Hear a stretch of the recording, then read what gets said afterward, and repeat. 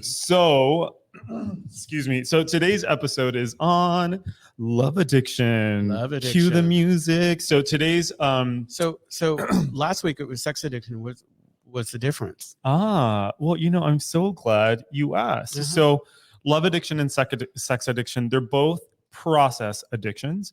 The biggest difference between, say, sex addiction and love addiction has to do with the kind of mechanics. So with sex addiction, we're talking about like the physiological draw to like have sex. So like either to be sexually aroused, either for the chase of sex, right? And with love addiction, there are more social components involved, right? So this has to do with like feelings that are created, right? So sex is not so much concerned with like emotional feelings, where love addiction is. Okay. Right. And so with love addiction, so for example, with love addiction, you can be addicted to, say, like texting with someone and cupcaking and having those like fun, flirty feelings in the very beginning of a relationship, or you can be addicted to the drama of being in a relationship, right? Where with sex addiction, it's more about like getting off, or the chase of getting off, or the like likelihood that you might be able to have some type of sexual release or sometimes sexual gratification. Hey, can I ask a question? Okay, Yeah. so we were talking at lunch before. Like, is it possible that not all forms of love addiction are bad? Well, so that's a very good question. So when we're talking about process addictions, those are much more nuanced conversations, right? Because when we're talking about substance addiction, we can say bad, good, right? We can say meth is killing you, alcohol is killing you, right? With love addiction or sex addiction, we can't really say that, right? And for example, like one of the things we talked about in the last episode is that there isn't a kind of clinical diagnosis for sex addiction. There's like hypersexuality or compulsive sexual behavior. Similarly, with like love addiction, there isn't a formal diagnosis around that. But what we do know is that there are behaviors that are related to sex, and what we do know is that there are behaviors related to like love and relationships that can be harmful, right? And I guess I would say, like, I see these things on a continuum, right? It's the same thing with like eating disorders, or rather like Overeaters Anonymous, right? We need food to survive, right? So can we say that like, is all eating bad? No, not all eating is bad, right? No, not at all. Right. So I appreciate the question. So okay. So today's conversation is going to be on love addiction. So I just want to some sources that I'm going to be drawing from. There's a great scholarly article by Arp et al. Called "Addicted to Love: What is Love Addiction, and when should it be treated?" There's some great stuff on Psych Central. There was one article written by Ari Howard, called "Love Addiction." And then, of course, I'm going to be talking a little bit about Bowlby's attachment theory. And so anything Bowlby you can find, he's a well-known psych scholar. So when you think about love addiction, what's like something that, well, are you familiar with the idea of love addiction? Not completely. I think I was more understanding of the idea of sex addiction, but again, in the conversation we were having before, I was thinking like maybe love addiction is, and not having the words to completely describe it, but maybe like when the way I had expressed it, it's like, say the way you grew up, the way you experienced how love showed up, and you grow up and then you model, even if it wasn't healthy, you're looking for that always and not knowing it. Yeah, we should talk about that. So I just kind of want to break it down a little bit. So when we talk about addiction in general, what we're generally talking about is like a compulsive addictive behavior to, say, a specific stimuli, right? So with alcohol, maybe it's the feeling of intoxication that we're after, right? With heroin, it might be like the feeling of sedation. With methamphetamine, it might be the feeling of elation. Woo-hoo, exactly. Right. And so I was always trying to go up. So up. So when we're talking about addiction, we're talking about the drive to pursue those things despite the consequences, right? Despite the consequences. Or in spite of the consequences.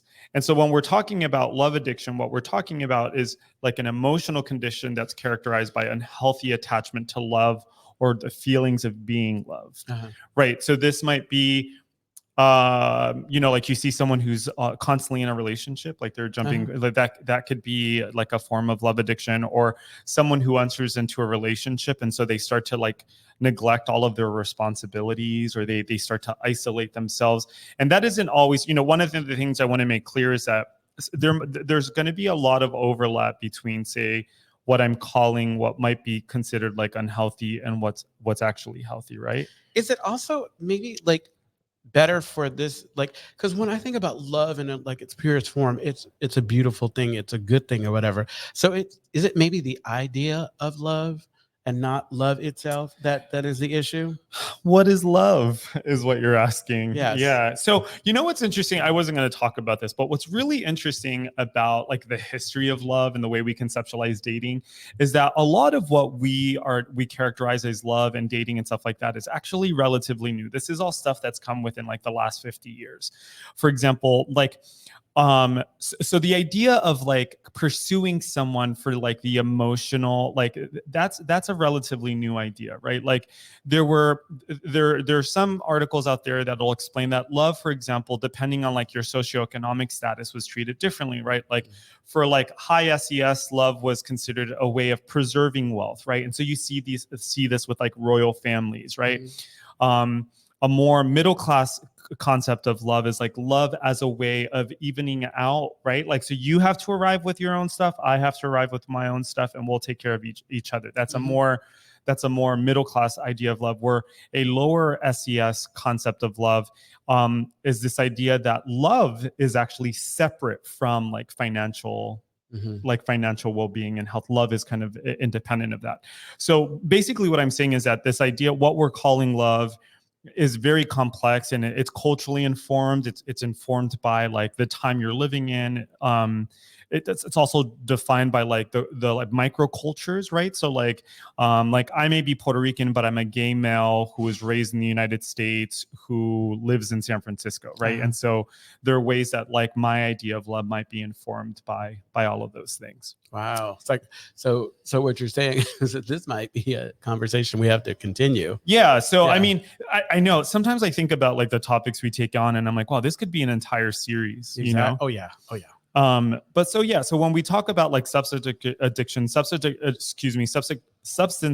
refers to like the compulsive use of substances like alcohol or drugs and things like that. Where with love, we're talking more about like feelings and people and relationships. Okay. So I guess one of the things I think about is like newcomers, when they come into the rooms, and you find what happens sometimes with newcomers is they end up in relationships quite quickly. Oh, absolutely. Or they end up in like romantic entanglements with people. And when I say newcomers, I mean people that are new to recovery. And I think there's a reason why that happens. What do you think? Well, I mean, it's the same reason why like someone would have develop an unhealthy attachment to their sponsor, because all of a sudden it's like, you know, if you've never experienced somebody treating you like, you know, someone who is worthy of love or worthy of respect or whatever, all of a sudden it's wow. And so it's like, and also if that's how you were rolling and operating before, and you were still using the same kind of tools that you had coming in. I mean, because like I have a friend in the programs he's getting better now, but he was using what he knew, you know, and what he knew was getting into these situationships to further his whatever. And I don't know. Yeah. So I see this, the way I see this is like when I got sober, right? Like what happens with a lot of us, but I'll speak for myself. When I got sober, you take the drugs and alcohol away, and what happens? You're left with like pain. Like you're left with pain. You're left with all the fucking like thoughts from childhood. Like you're left with all this stuff, and all this stuff starts to boil up. And so my first goal, like when that's happening, maybe not consciously, but it's like, I don't want to feel this. And so a lot of people will do different things in early recovery. They'll maybe start eating a lot, although they'll start drinking, not drinking. They'll start eating a lot. Some of them do. What happens is one of the things, so you're not eat, or they'll spend money they don't have, or they'll find themselves acting out in sexually compulsive ways. And some people if they're not acting out sexually compulsively, they might do it in relationships. They might find themselves in romantic entanglement. So it's not uncommon, for example, for people in rehab to start establishing relationships with each other. Or you see that in early recovery, like where people will come into the rooms and like they're basically out seeking, like who's attractive here, right? And it's just, on one end, that's normal, that's natural to find people attractive, and on the other end, there's a way of getting high off of the chase or off of the relationship. I have a friend recently who told me about a recent indiscretion. There was a bit of infidelity, and by a bit of infidelity, I mean a lot of well, I don't want to, I'm being careful because I don't want to spill anyone's tea. So I'm sharing in a general way that this person did something that they weren't proud of. And when he was describing the situation to me from the outside, I was thinking, bro, this is not because you were really into this person. It's because you wanted to get high. And you haven't been using or drinking or anything else. And this person basically waved their dick in front of you.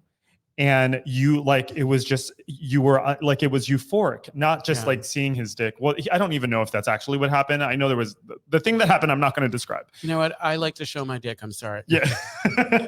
Consent's important. Exactly. So, but thank you. That was really good timing. Mm-hmm. But basically what ended up happening is he found himself in this situation where he was driven by the sexual attraction and the fantasy. And what ended up happening is he messed around with this guy. After he was done, he felt incredibly guilty. And then the following day, he was texting this guy. He was blowing up this guy's phone. And I was like, this is what I mean, dude. I'm like, this is addiction. It wasn't him.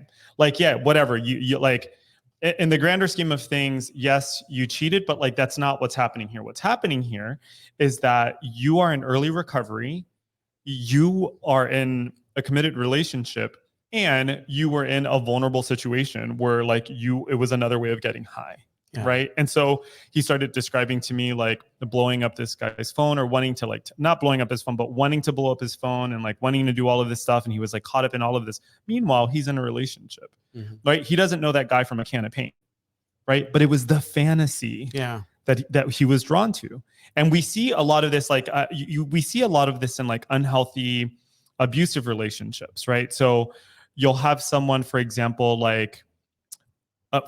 if you find yourself drawn to someone who is sending you mixed messages or is making you feel shitty about yourself, that draw is kind of connected to all of that stuff. It's, and we'll talk a little bit about anxious attachment in a bit. You know what it sounds like to me? What? Okay, so early recovery, especially 12-step or early recovery at all, unless you are absolutely vigilant, there's going to be expected some cross kind of or some changing of our addictions, because it's I was saying, my addiction is really insidious, and if I'm not acting out in the way that is obvious, it's going to show up in more subtle ways, and hopefully I can address them before they get out of hand.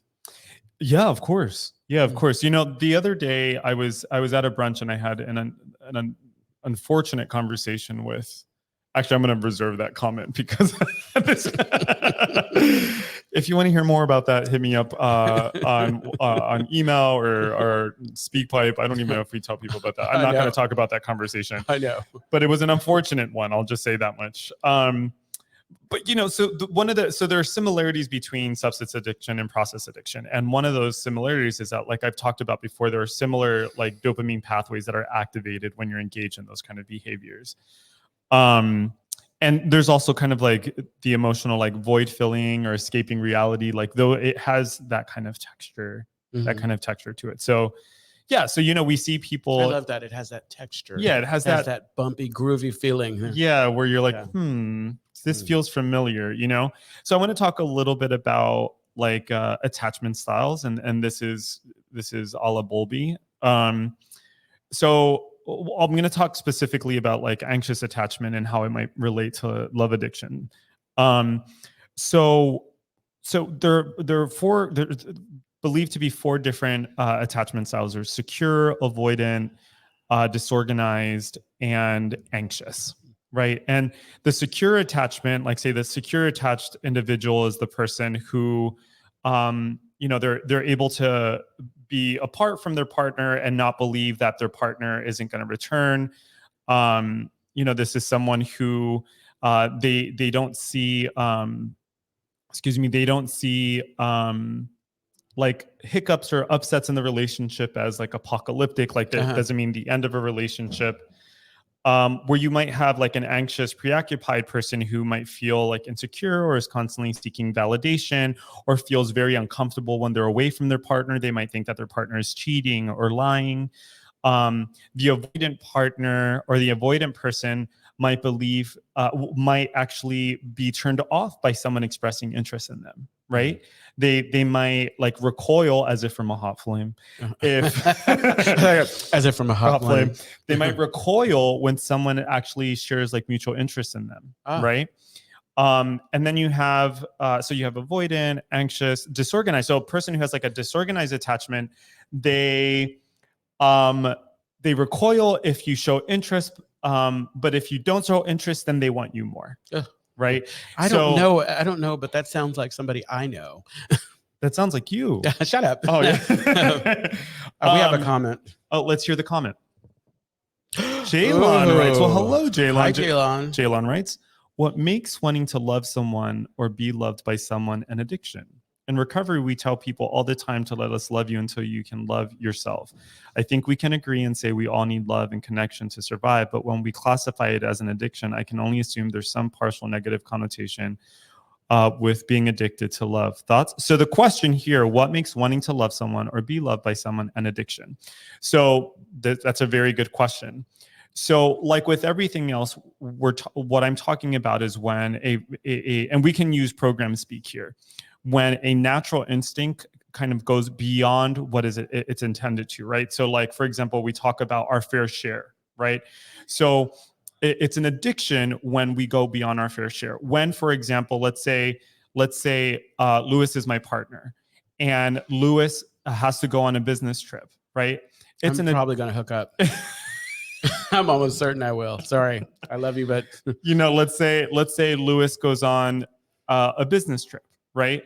And now I'm blowing up my phone. I'm not going to go to work because I need to know what he's doing. In fact, I'm going to spend money I don't have to get on a plane to go where he is so I can watch what he's doing, right? Like, so that's what, like when that feeling starts to kind of get beyond us, when we're wanting more from someone than they're able to provide for us. I hate to lighten the mood, but it's probably because I put it on you real good. What are you talking about? No, you said if you get on a plane and fly to me, because it's like, because I'm like, yeah, swish swish, yeah, and that sorry. No, it's okay. I lost my train of thought. No, you were talking. Oh yeah. Well, what I was going to say is like, that's actually a good, I'll take your joke and I'll make a point of it, is that like sex addiction and love addiction, there can be an overlap, right? Mm-hmm. There's a way, for example, I heard this I read this in a text somewhere, that like one of the dangers of casual sex, and there's nothing wrong with casual sex, whatever. No. What I want to say is that one of the dangers of casual sex is that sex can be a bonding agent. And I know, we hear a lot of people talk about, well, like sex and intimacy or sex and love are not the same thing, and I can just have sex without feeling connected. That is fine. Personally, like one of the things that I've had to do is I've had to learn how to reintegrate those two things, to have love and intimacy and sex be together, because I don't want to bifurcate. I don't want to separate those things inside of myself. I want to feel like an integrated human being. No tea, no shade. So when I think about like sex has a way of bonding people, whether you want to bond or not, right? And there are ways that we try to short circuit that. So we might have an anonymous setup, right, where you don't see the other person. So that's a sheet with a hole. A sheet. There could be a glow, right? And those are ways of preventing there from being too much connection, right? Like making it strictly about getting off. So what was I getting at? Oh, so there's a way, for example, that like sex can make you feel bonded to someone that you have no business feeling bonded to. Yeah. Right. Like that's just, it's just a way that their bodies are programmed, is to develop like those connections when we have those feelings with You other imprint people. on the wrong person. Yeah, yeah. I mean, one of the things that I've been doing a lot of thinking about just around my research around like same-sex intimate partner violence is the way that sex can complicate a bond. You know, like we hear of people, well, I stayed in the relationship because the sex was good. Actually, there's a lot more going on there, you know? But Jaylon, hopefully I answered your question. And if not, just give us a follow-up. Yeah. So yeah, it's when, you know, love is an addiction, or like anything else, it's when we're doing more than we need to, right? It's kind of analogous to food, right? Like there's nothing wrong with dessert, but if you're eating if you're eating a whole flan and like, and then hiding the flan, you know what I mean? Eating or the like flan and crying while you're eating yeah, it. and then, you know what I mean? Or like, why can't I get enough of this flan? And why? And now I need all the flan that's over in the other place. I don't know why I chose flan, but you know, the point is that like, you know, when we go beyond that. I don't ask questions. I just love there's a method to Anthony's madness. There is. So basically what I want to get to here is that this is like another one of the, like, love addiction, like sex addiction, in my opinion, they're very common. You know what I mean? These are things that are very common, especially in my observation in gay culture and gay male culture specifically. And like these things often don't go discussed because they've been normalized, right? Mm-hmm. And so I think that's like one of the things that's really tricky about love addiction, is that sometimes there are things that are culturally informed, that are not exactly the healthiest. So like one of the things that I can relate to is you know, I've shared I'm Puerto Rican, and I bring that up because there is the stereotype of like the jealous Puerto Rican boyfriend, or the jealous Puerto Rican man, you know? And if you listen to a lot of like Spanish music, or especially like Spanish music written like by like Puerto Ricans, there are sometimes themes of jealousy, mm-hmm. you know? And there's a way in which like jealousy is normalized, at least in Latin American culture, and not just with Puerto Ricans. But yeah, so love addiction. Yeah. Yeah. No, I was just honestly, I was just listening. I mean, it's like again, it's kind of like with sex addiction. I feel like an observer. Mm-hmm. You know, I don't have like personal experience with it. But I was thinking about this whole idea of like love addiction. We kind of talked about it before. Like, when you are exposed to this idea of love when you were growing up or whatever, and it has to do with like abnormal love, or love that's not like healthy, and you don't know, you don't have any other kind of examples of like love that can be positive. So you get older and you start to look for that in people, and knowing good or not knowing good and well it's healthy, just believing that this is how it's supposed to be. Kind of like this idea of I guess it common in the church, this idea of these roles that people play, where it's like, I'm the woman and I'm supposed to be submissive, and I'm not supposed to do this, and I'm not supposed to listen and buy into this or whatever. And so every time I go looking for it, I look for this, and if it's not there, it's not real, it doesn't make sense, you know? Right. So you're reminding me of like, so there's some theories that suggest that when people are first trying to fall in love, so what they're trying to do is they're trying to remedy the transgressions of their early caregivers. In other words, what's happening is like, we grow up with our primary caregivers, mm-hmm. and we have certain experiences. And sometimes what happens in those experiences is that we're traumatized, mm-hmm. right? And so there's some theories that say that what happens for a lot of us when we're first trying to fall in love or find love is really what we're trying to do is we're trying to correct the wrongs of our early primary caregivers, or we're trying to reconcile the anxieties that were caused by our primary caregivers. So what ends up happening is that we enter into relationships with people who are very likely to re-traumatize us. And the reason why we do this is theoretical. The reason why we do that is because in those relationships, what we're trying to do is we're trying to correct it. We're trying to have a new experience. And what ends up happening is that we sometimes don't get that new experience. And so we find ourselves in another relationship that looks like the last, or we find ourselves in another relationship that looks like the last. right? And so there's this way that people get stuck into this cycle. And often what people are calling love or the feeling of love, especially like in situations that are very hurtful, is actually anxiety. Yeah. You know, there's this like romanticizing or sexualizing of anxiety, right? And one of the things that was like profoundly impactful for me when I was in therapy is that there was this one time I was dating this guy. I almost said his name.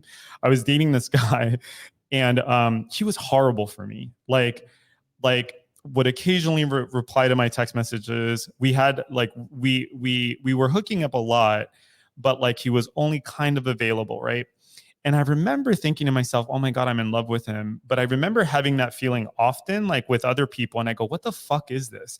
And my therapist says to me, what is your love? What does your love for God look like? What does that feel like? Your sense of a higher power. And I go, oh, it feels it's fulfilling, it's whole, it's all of these things, right? And she goes, okay, now let's take this guy and how close or how far is he from that?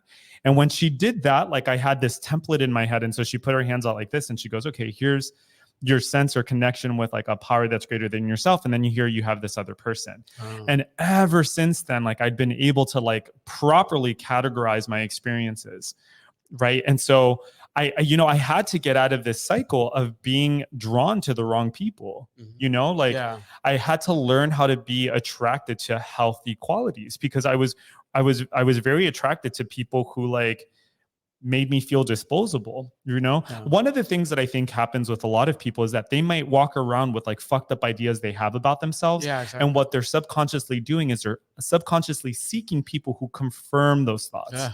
Right. I think we're always doing that. Yeah. Exactly. Yeah. It's kind of like taking pull. Like, yeah. Yeah. Yeah.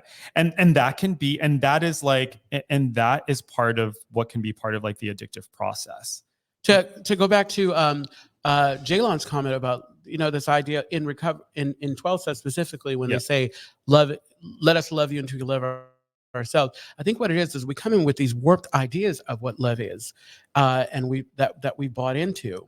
And I think, we have to practice some honesty, open-minded, and willingness. The willingness and the openness are super important. And it's about like maybe putting our ideas on hold for just a moment and just letting people through their actions show us what love is. I think that's in my mind when I think about loving you until you can love yourself, until you can understand what self-love maybe actually is, until you can love what it really is to love someone else deeply and not have it be, like you said, anxious or, Mm-hmm.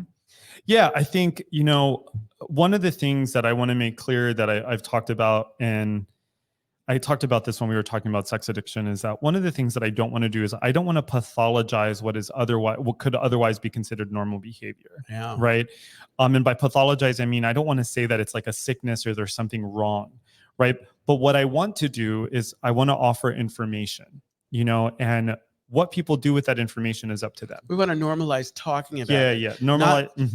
Not just finding a nice little covey or like you say, container to stay in. But I think there is nothing wrong with, constantly having conversation, checking temperature, checking motives, seeing where we are. Yeah. Well, you know what, you know where I want to take this conversation. Where? One of the things that I've been thinking about a lot recently. Well, I've been thinking a lot about the psychological well-being and health of gay men, and how, the other day I had this conversation. I'm going to avoid the details, but I was having this conversation with people, and they were talking about like what they perceive to be gay cultural norms. Oh. And one of the things that I thought was, oh my God, this is so toxic. Like, who is telling you this shit? You know what I mean? And why are these beliefs that you hold, Why is it that like that conversation, especially when it comes from certain type gay men, like when certain type of gay men said the gay culture is this and this, and this is why I don't spend time with the gay culture or whatever. Yeah. And I always say, it's like, look, I have not met all gay men. So I don't know how all gay men function. Right. Like, yeah. I wish you were there. I wish you were there. So that 100%. So I was sitting there and I was thinking to myself, we don't all think this way. No, we don't all function this way. And then I was thinking to myself, oh my God, in 10 years, you are like, I was anticipating, oh my God, if like these are the beliefs you hold right now, in 10 years, you are going to be suicidal. Yeah. Like there was just this like very kind of doom and gloom perspective that I've actually seen in some older gay men, you know? Yeah. Oh yeah. But I was just thinking about, you know, the way that certain things have been normalized. But also, this is the other thing, but also, you know, there are these, you know, there was a while ago, someone was talking about like hookup apps. And their whole perspective of like gay culture and gay men was hookup apps.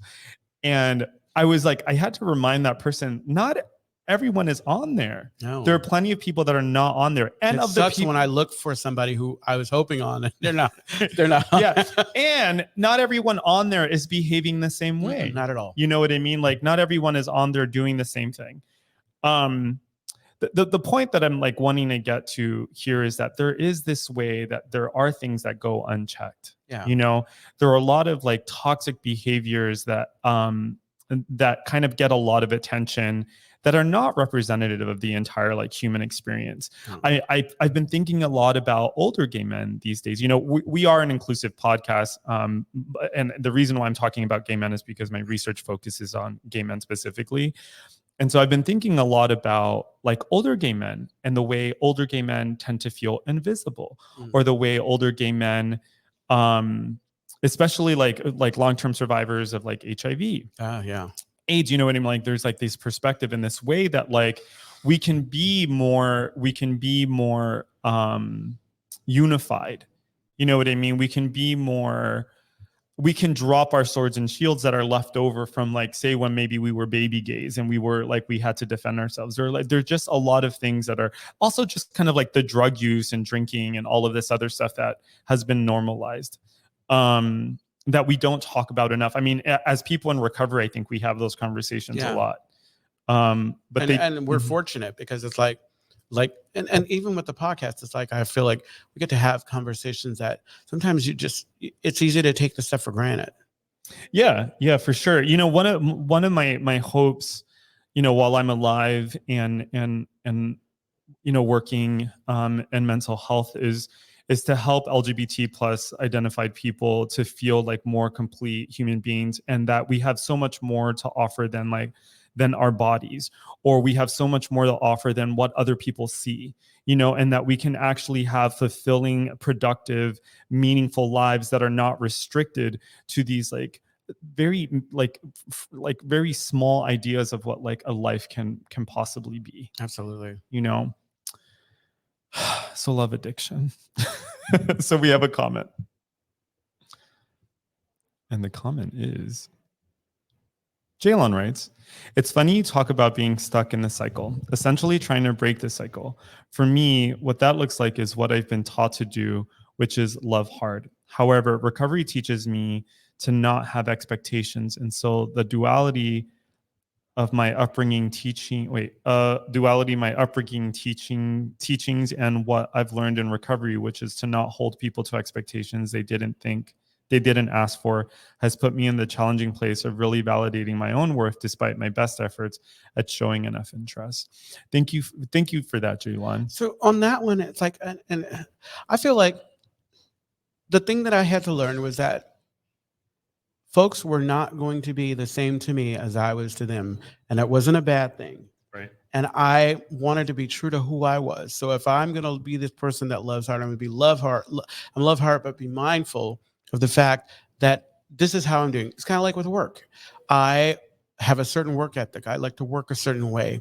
And when I'm at my best, meaning spiritually sound or whatever, I'm reminded that just because the person is not working the way that I'm working does not mean that they're not working. And if I pay attention to that. So I think that like best advice that I got when I moved to San Francisco is just don't have expectations for people, because they'll probably let you down. That's it, plain and simple. Yeah. But again, I think, Jaylon, it's like you love, and you love the way you love, and it doesn't diminish or anything if the person doesn't reach that. I think that we all do what we can, and I don't think it. I think that. Yeah, I smell a "What is Love" podcast. I know, episode. exactly. Actually, for real, I think we should talk more about like what is it that we're. That's important too, because it's like I think that the the three of us, I'm including Jaylon and anybody else in here, we're all going to approach this based on what we believe love is. And so it's like, it's going to have more significance or less significance depending on how we feel about love. And for me, like, because I also like to think of my higher power as love, as pure, as, and love doesn't look the way it did when I was growing up. Love is like, love is all those things: messy, unconditional. It is love to me is direct. It is me not bullshitting you. It is me telling you my truth and trusting that you'll be okay and not run away from me. That there's so many ways to look at love. It's not all butterflies and everything. It's not sticky. It's not gooey. It can be sticky and gooey, but for the most part, it is like a warm blanket on a cold night. Yeah, we've talked about this before, where bell hooks. God, I think it was bell hooks.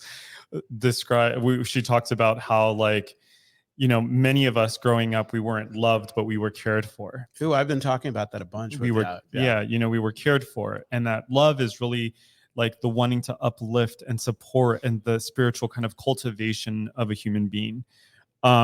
There's so many different ways. That made it to my gratitude list. Is that right? Yeah, my intentions wanted to lift. I love that. Yeah. The other thing, my partner and I, we've talked about, like, the differences between falling in love and rising in love, and how falling in love can feel very emotional and uncontrollable. And where is this coming from? And right? Or you can rise in love, where I like rising. Yeah, like where you can rise in love, where where love it's intentional. I fall into deep like. I don't fall into love. I fall into deep like. Right. And there's a way that, like, we can rise into love, where we can have commitment, it comes. I love that idea because it comes from us getting to know one another. It comes from us spending time and developing it. Because I can, this idea of love at first sight, I can see you or whatever. I couldn't possibly be in love with you not knowing anything about you. That's right. I can be in lust or like or whatever, but being in love with you and not knowing, because you could be the worst person around. Right. And that's happened. Yeah, right. So in AA, not in AA, in SLA, there's this beautiful line. It's called, I think it's one of the lines on, like, healthy, like, signs of healthy, like, recovery. And one of them is that love is intentional. It's an act. It's something that is like, it's done with knowing presence, as opposed to, like, oh, I just met you and, like, I know nothing about you, but I have all of these feelings, which is actually love addiction. Yeah. We're like to be driven, like, to constantly be driven. You look like somebody I knew. Yeah. I have always thought, like, okay, so, and this is just me being all flowery and everything. Love is really not love until you share it with somebody. I don't know. I found a definition for like the difference between, like, falling versus. So rising in love acknowledges that you are your own person within the relationship. You are able to make choices, and so can your partner. Falling in love, in comparison, can be experienced as a process that is beyond the individual's control. And this is coming from, I think it's called Community Thrive Global. You learned something new. Yeah. This idea of rising in love, I really like that. Yeah, and so let us rise in love. Rise up. I'll end with this. I'll end with this, that, when we're talking about any addiction, if we're talking about love or sex addiction, in the end, I think one of the things that is so valuable to me is peace of mind and happiness, and my ability to be productive and present for the people that I love. And if those things are interfered with, that's when I have to start asking myself questions. And it doesn't matter if I'm not able to do those things because of a substance addiction or process addiction. I'm thinking about, like, how do I have a whole, complete, fulfilling life? And if I'm not able to do those things, what is standing in the way? And whatever is standing in the way, never mind what the name is, like, how can I address it?